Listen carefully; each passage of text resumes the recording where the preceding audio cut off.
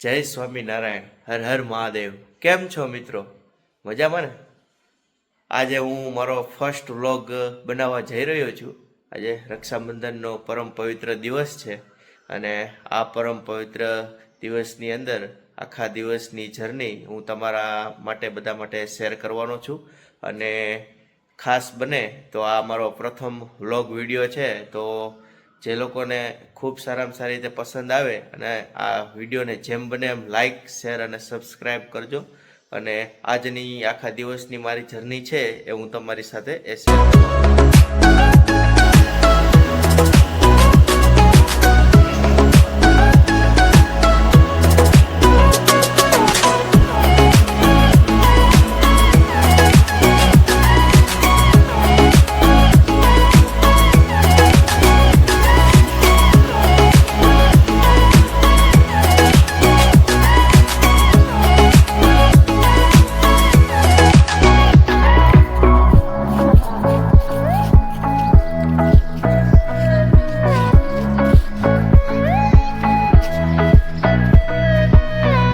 અત્યારે આપણે આવીએ છીએ વીરપુરની અંદર માનકેશ્વર મહાદેવ ટેમ્પલની અંદર.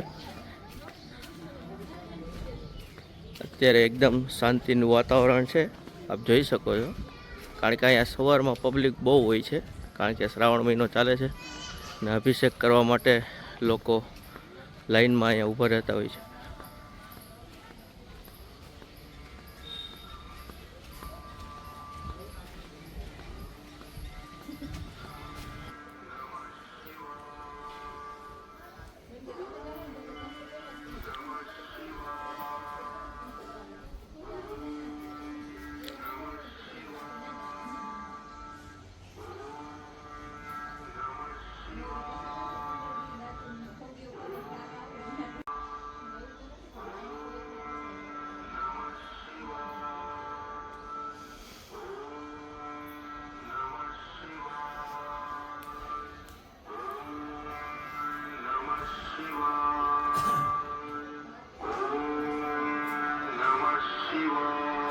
હર હર મહાદેવ, હર હર મહાદેવ.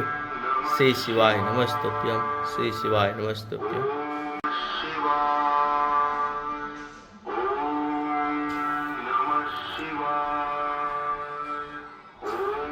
જય બજરંગ બલી દાદા.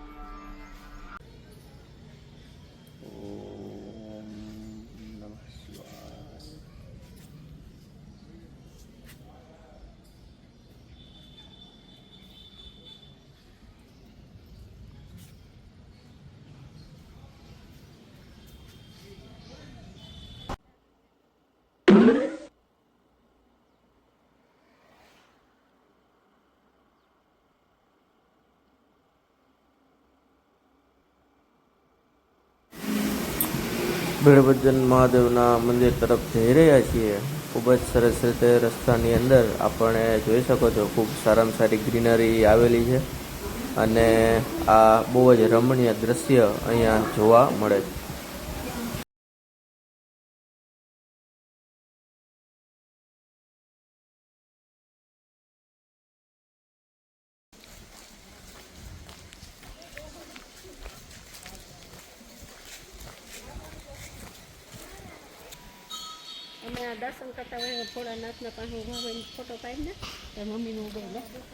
તો મિત્રો, અમે અત્યારે ભીડભજન મહાદેવના મંદિરે પહોંચી ગયા છીએ. મારી સાથે મારા મમ્મી અને મારા માસી છે અને સાથે મારા માસા પણ આવેલા છે. અને ખૂબ જ સારામાં સારું મંદિર છે મહાદેવનું, ખૂબ જ પ્રાચીન અને પૌરાણિક આખું.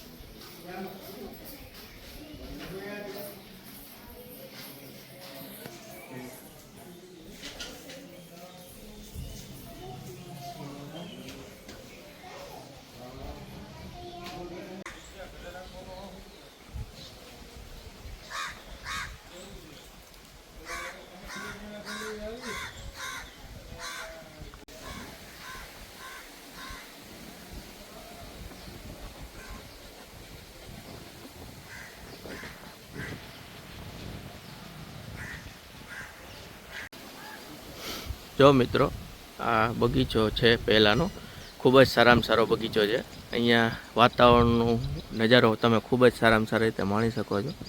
અત્યારે આ બપોર વચ્ચે આ ગેટ બંધ હોય છે, પણ અંદરની જે ગ્રીનરી જે છે એ બધી ખૂબ સરસ હોય છે. બહુ ભવ્ય અને મસ્ત પ્રાચીન મંદિર છે મહાદેવનું. અહીંયા આવવાથી આપણને ખૂબ સારામાં સારો શાંતિનો અનુભવ થાય છે. આપણે નદીનો વિભાગ જોવા જઈ રહ્યા છીએ. અહીંયાની એક બહુ જ સરસ નદી છે. એ નદી જોવા માટે આપણે અત્યારે જઈએ છીએ. કારણ કે અમે જ્યારે પહેલાં હતા, નાના હતા, ત્યારે અહીંયા નાહવા માટે એટલા તરસતા હતા કે મમ્મી પપ્પાને છે ને આમ હાથ ઝાલવો પડે. કારણ કે જો પાણીમાં મુકાઈ જાય તો છોકરાને પડવાની, ડૂબી જવાના ચાન્સીસ ને બધું બહુ રહેતું. પણ હવે મોટા થઈ ગયા એટલે હવે આ બધી વસ્તુ નાની નાની બધી યાદ કરીએ એટલે આમ કંઈક મજા આવે એમ. અને અહીંયા ગણપતિ વિસર્જન ને એવું બધું નાના મોટા જે કાર્યક્રમો હોય છે, બધા અહીંયા મૂર્તિ પધરાવા છે એ આવતા હોય છે. એટલા માટે બહુ ખૂબ સરસ જગ્યા છે. આ જોઈ શકો છો અહીંયા જ્યાં અત્યારે મૂર્તિને જે છે એ બધું પધરાવેલું છે. સામેની જે નદી છે ત્યાં બધા ઘણા બધા લોકો નાહવા આવતા રહેતા હોય છે. અત્યારે અહીંયા પબ્લિક નથી, નકર તમને બધી પબ્લિક નાહવા જોવા મળે છે.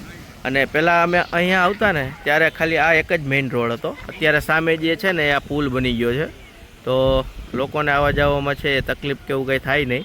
અને મેઇન એન્ટ્રન્સ જે છે એ મંદિરની સૌ પ્રથમ પહેલાં અહીંયા હતી, અને અહીંયાથી આપણે મંદિરની અંદર એન્ટર થતા. પછી હવે છે ને આખો પુલ ને બની ગયું છે અને બહુ મજા આવે. ઘણી વખત આપણે દર્શન કરવા માટે આવે, આપણે માઇન્ડ ફ્રેશ થાય અને નવી નવી વસ્તુ આપણને ટૂંકમાં ફીલ થાય કે પહેલાં જ્યારે આવતા હતા અને હવે આપણે આવીએ છીએ તો આમ વાતાવરણ એકદમ નેચરલ અને શાંત વાતાવરણ છે એ આપણને અહીંયા જોવા મળતું હોય છે.